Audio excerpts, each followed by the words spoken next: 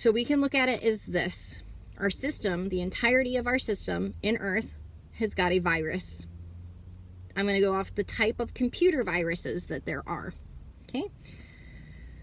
There's a file infecting viruses. Okay, so not only is there like one massive virus that everybody has, where it's your mind and your body are in direct opposition to your spirit, soul, life force, energy of love, there's lots of other little ones, okay, that have other names. Okay, we have lots of these other little viruses running around that's corrupted our system and that hates love and wants to go against love and is in direct opposition to love. I'm going to actually just explain this one first. It's called a resident virus, and how they explain it for computers is a resident virus stores itself on your computer's memory, okay? What's the memory of humans? It's DNA, which allows it to infect files on your computer, okay?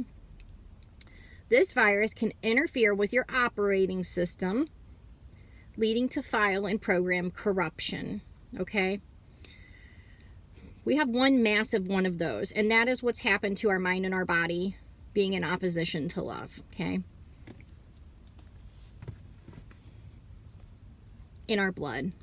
It's in our blood. The life is in our blood, okay? Which is a good thing, and it's a good thing. We've got this situation going on, but it's going to be cleared up, and it can be cleared up. And that's the good news. It can be cleared up, and it's going to be cleared up, and it's just up to you if you want to acknowledge that we are going in opposition to love. If you want to acknowledge that, and you can see, well, love is like this, but I keep doing this, and if you can, it takes a certain amount of pain and suffering for people to come to this understanding. I think the majority of people to come to this understanding that your mind and your body are in opposition to each other.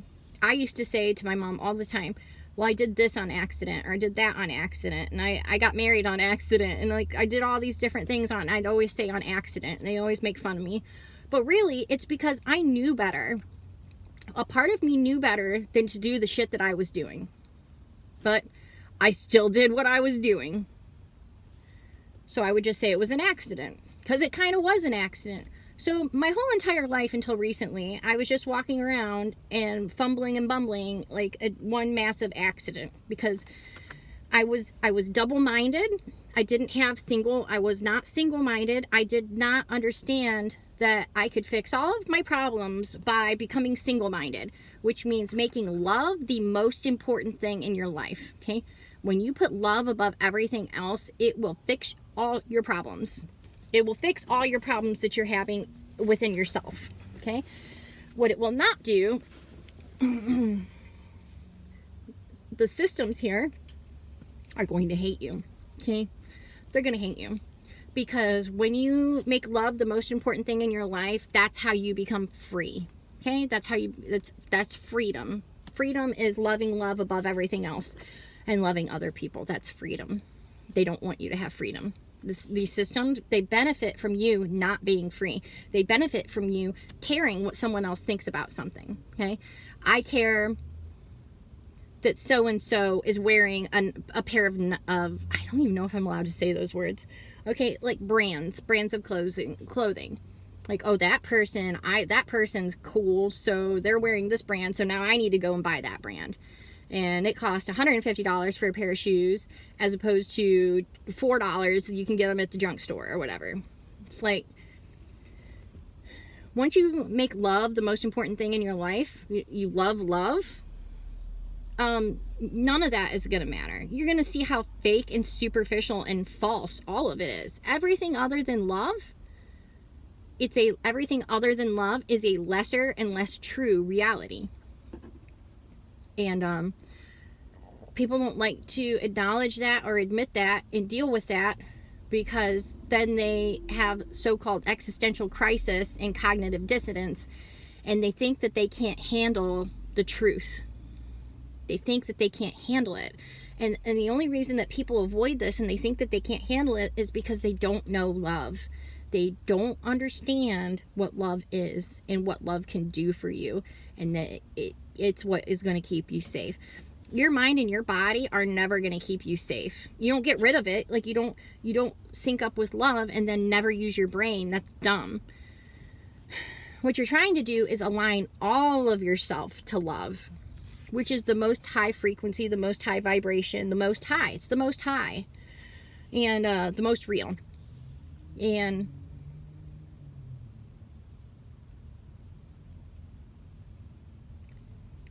we shouldn't feel guilty or condemned or whatever that we have this type of a computer virus in our system.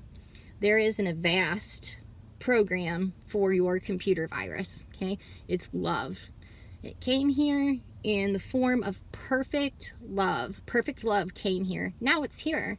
So if you understand what I'm saying, and all you have to do is acknowledge that your mind and your body are like not in your interest, but you acknowledge that perfect love would be the best thing for you, and that's what you want to go with. That's all you have to do is acknowledge that and accept that. And if you just acknowledge and accept that, then things in your life will start changing. Okay, your life will start to change. And options and possibilities and different things are going to come to you, and they're going to open up. Your whole view of reality is going to change. And there's a reason they say that one movie, he said, you want the truth? You can't handle the truth. It's like a lot of people, they can't handle the truth. They could handle the truth, but they don't want to handle the truth. Okay. And a lot of people think that they're going to be safe, okay, with plausible deniability, meaning a plausible deniability means if I didn't know, you can't get me in trouble for it, right? It's like you're kind of safe because you didn't know. Well, if you're even going with that line of reasoning, like, well, maybe I can get away with it with plausible deniability, you're already held accountable because you already know, because you're trying to screw the system. You're trying to be swindly. Okay, so you can still do a little bit of this and still do a little bit of this and not have to sync up with all of this, even though the best version of you, the most powerful and the strongest version of you would be to sync all the way up with love and not hold on to this little thing and not hold on to this little thing, which I have shit I'm holding on to. I'm trying to drop it. Okay, I'm not saying that everything in your life is going to be overnight, this, that, and the other. Everything's going to be perfect.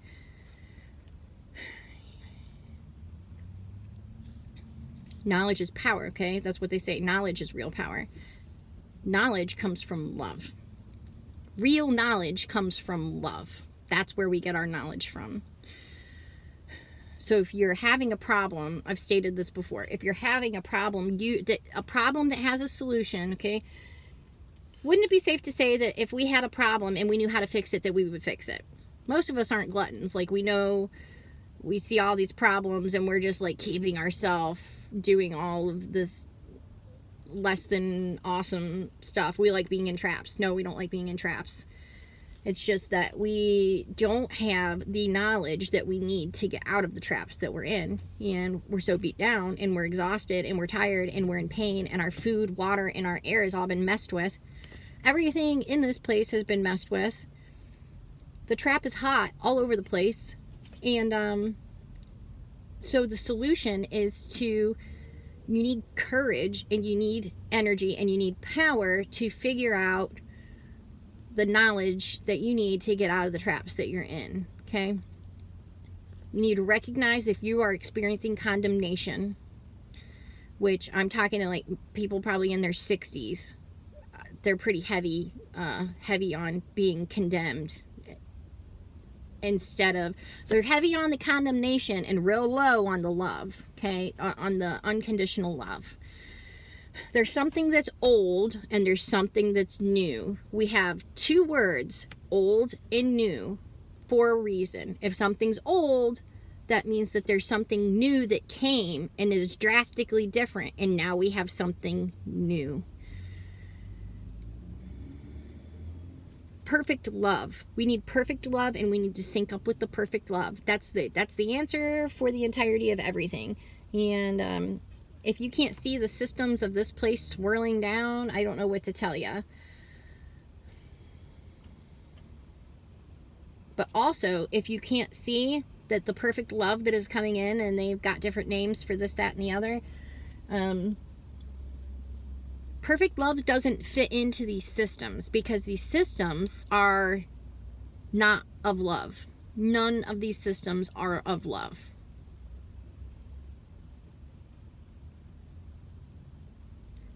And what they're trying to do is to assimilate you. You who understands love and have the capacity for love, they want you to assimilate to these systems that are not of love. I've gone over this one a lot, okay? We do not assimilate to these systems. Do not assimilate to these systems. We have to be here and function in them and do what we can, but we don't allow our love to be sucked out of us and give our love away and become linked in with all of these systems, okay? Because if you understand love and you have the capacity for love, you're here to light this place up and to spread, and you're not here to fit in. You're not here to fit in. We're not supposed to fit in. If you understand love, we can't fit in. If you start to fit in, that's what I mean by being assimilated. If you understand love and you have the capacity for love and you start to fit in with this world, you are being assimilated. And this world will promise you all kinds of different things. Money, cars, and clothes, and jewels, and gems, and all of these different things this world can promise you. But guess what?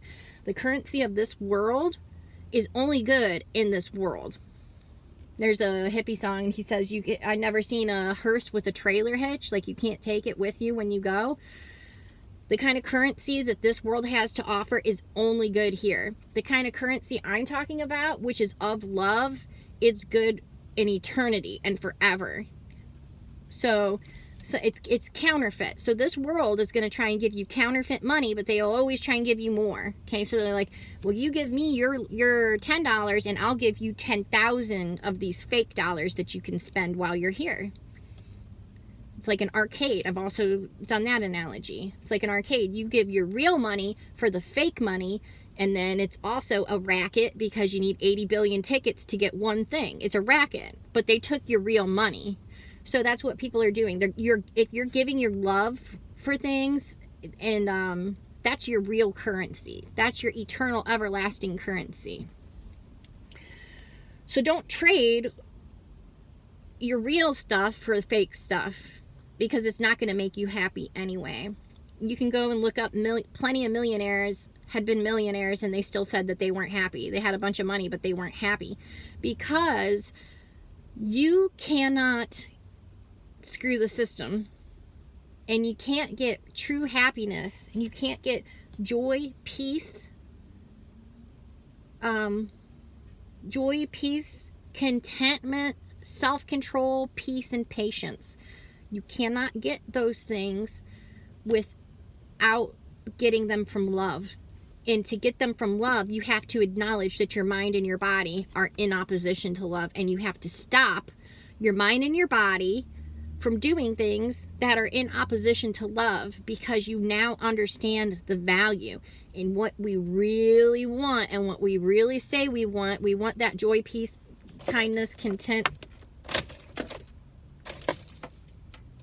I just drained my battery. All right, I have to go. Much love. Thank you.